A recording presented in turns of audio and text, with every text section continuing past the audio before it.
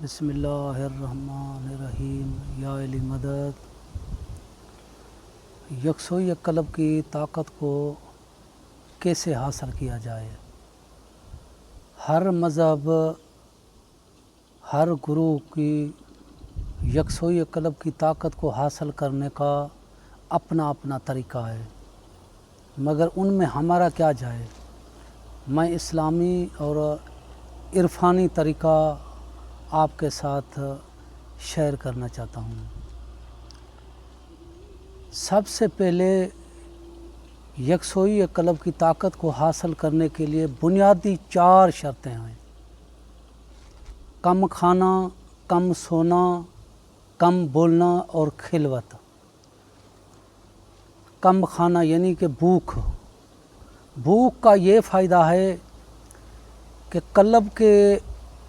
انسانی قلب کے اندر ایک نقطہ ہے، خال ہے، اور اس خال میں سیاہ رنگ کا خون ہے۔ بھوک کی وجہ سے وہ سیاہ خون سفید ہو جاتا ہے، اور انسان کی حقیقت اس میں چھپی ہوئی ہے، جس کو تم انسان کہتے ہو۔ یہ جو اللہ پاک قرآن مجید میں یا ایھا الناس انسان سے مخاطب ہوتا ہے، یہ کس سے مخاطب ہے؟ یہ نہ ہمارے ہاتھوں سے مخاطب ہے، نہ ہمارے پاؤں سے، نہ ہمارے سر سے، نہ ہمارے سینہ سے، نہ ہمارے کسی اندرونی عضو سے۔ یہ قلب کے اندر جو سیاہ رنگ کا خون ہے، جو حقیقت انسانیت ہے، اس سے مخاطب ہے، جو انسانیت کا نام ہے۔ اور قیامت کے دن نیک اعمال کی جزا کا قابل بھی یہی ہے، اور برے اعمال کی سزا کا قابل بھی یہی ہے۔ بس اس سے آگے میں وضاحت نہیں کر سکتا۔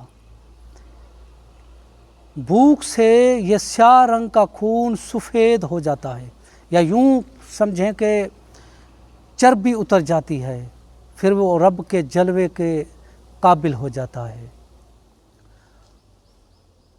اور بھوک سے بڑا فائدہ تو یہ ہے کہ شیطان کی راہیں تنگ ہو جاتی ہے، کیونکہ شیطان کی جو راہیں ہیں وہ رگوں سے ہے، اور جب وہ سیاہ خون سفید ہو جاتا ہے تو پھر شہوتیں کم ہو جاتی ہے، شہوتیں کمزور ہو جاتی ہے۔ اور شیطان جو انسانی قلب پہ حملہ کرتا ہے وہ شہوتوں کی وجہ سے کرتا ہے۔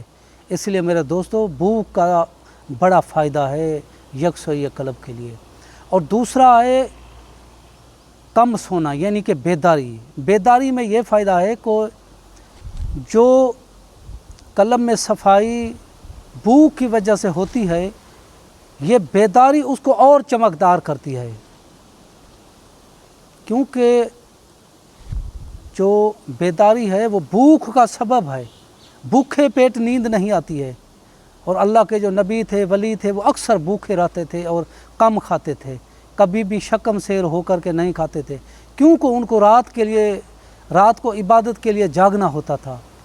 اس لیے کم کھانے سے نیند کم آتی ہے، اور بندہ پورے شوق اور ذوق سے اور چستی سے اللہ کی عبادت کر سکتا ہے، ذکر کر سکتا ہے۔ اس لیے جو بیداری ہے وہ بھوک کا سبب ہے۔ اور تیسرا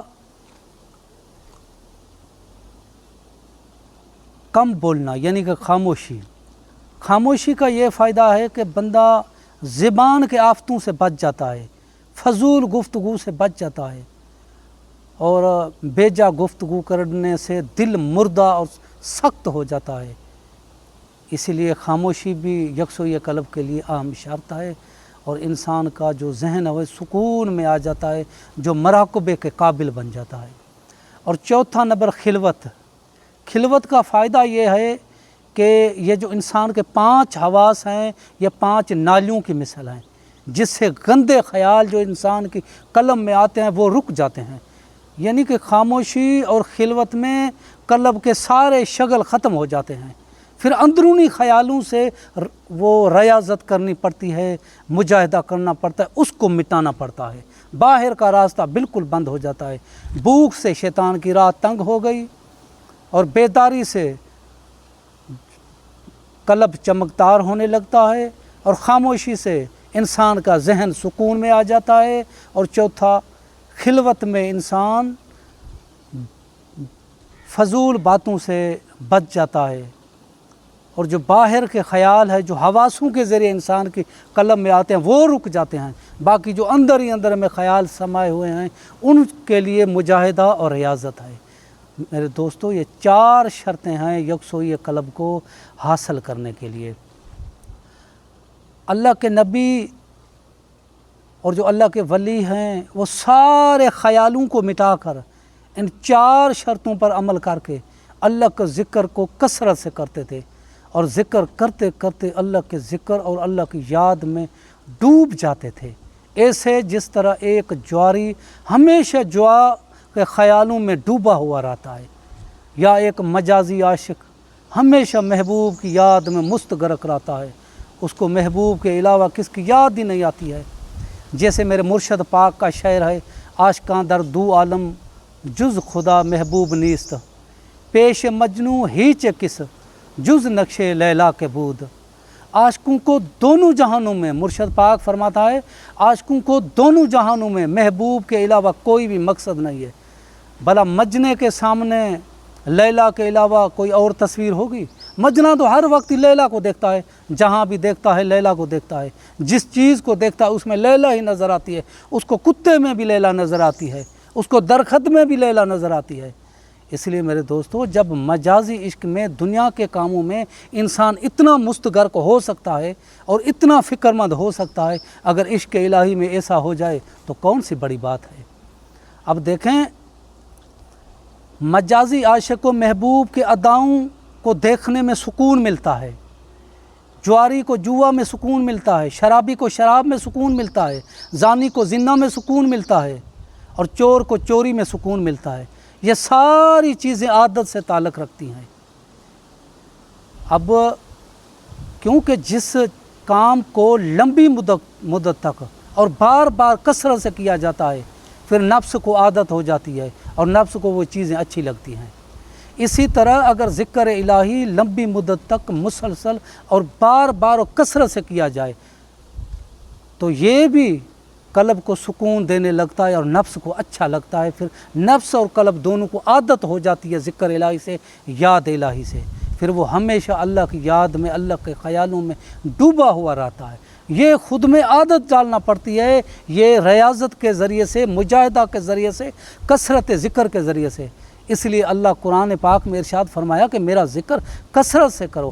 کثرت کا فائدہ یہ ہے کہ انسان تنہا بیٹھ کر کے جو کثرت سے ذکر کرے گا تو نفس عادی ہو جائے گا، انسان کا قلب عادی ہو جائے گا، اسے سکون لینے لگے گا۔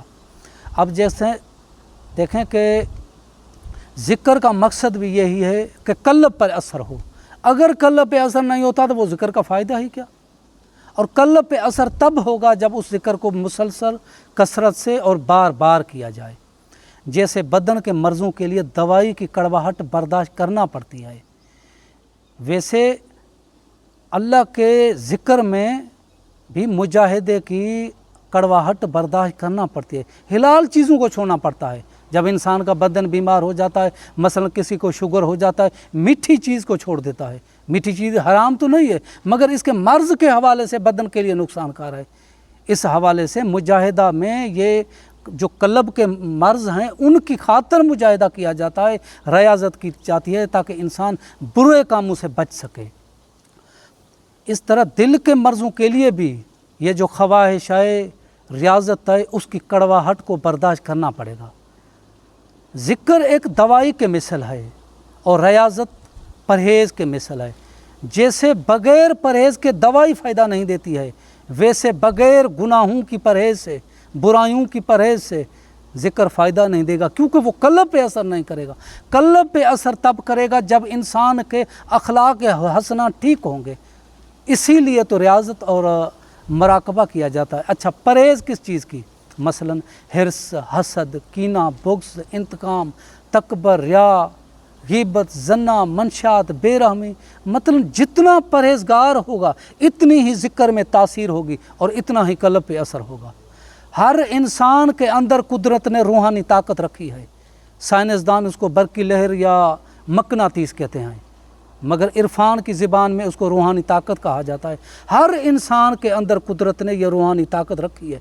जब यह साइंसी तहकीक है कि जब इंसान अच्छा सोचता है तो उसकी मकनातीस या रूहानी ताकत 25 से लेकर के 30% होती है, और जब इंसान बुरा सोचता है तब इंसान की जो मकनातीस या रूहानी ताकत है 2% रह जाती है, बाकी उड़ जाती है।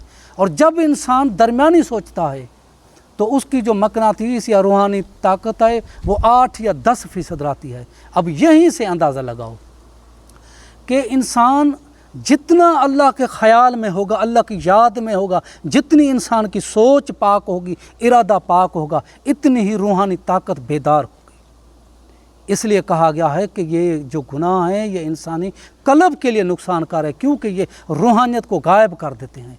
और जब इंसान अच्छा सोचता है, अच्छा अमल करता है तो उसका असर कल्ब पे होता है। वो जो रूहानी ताकत है जिसको साइंसदान मकनातीस कहते हैं, वो उभर के ऊपर आ जाती है। फिर किसकी तो 90% तक पहुंच जाती है, किसकी तो 100% तक पहुंच जाती है, मगर 100% तक पहुंचना इंतहाई नामुमकिन है, क्योंकि ये जो 14 हैं ये उनका मर्तबा है। बाकी इंसान अगर 25, 30 या 40 तक पहुंच जाए वो भी बड़ी कमाल की बात होती है, मगर बुरा सोचने से ये जो इंसान की रूहानी ताकत है 2% बच जाती है। अब देखें कि बदकार इंसान की, जालिम इंसान की, मुतकबर इंसान की दुआ कबूल क्यों नहीं होती है? इसलिए कि उसकी रूहानी ताकत कमज़ोर होती है और उसमें कशिश नहीं होती है। मसलन एक बच्चा या एक कमज़ोर इंसान जिसमें ताकत न हो, बीमार इंसान, कोई पत्थर उठा करके उसको फेंके वो ज़्यादा दूर तक नहीं जाएगा, क्योंकि उसकी जो ताकत है उसमें कशिश नहीं है, उसमें वज़न नहीं है। अब वही पत्थर अगर कोई जवान इंसान, ताकतवर इंसान, यंग इंसान उठाकर फेंके बहुत दूर जाएगा। ये क्यों कहा जाता है? देखें कि जितनी इंसान की रूहानी ताकत मजबूत होगी उतनी ही इंसान की जो ये दुआ है ये कबूलियत के हदफ तक पहुँचेगी, और जितनी ताकत से पत्थर जाएगा उतना दूर जाएगा, क्योंकि इंसान की जो लहरें हैं ख़याल की वो ही कबूलियत के हदफ तक पहुँचाती हैं।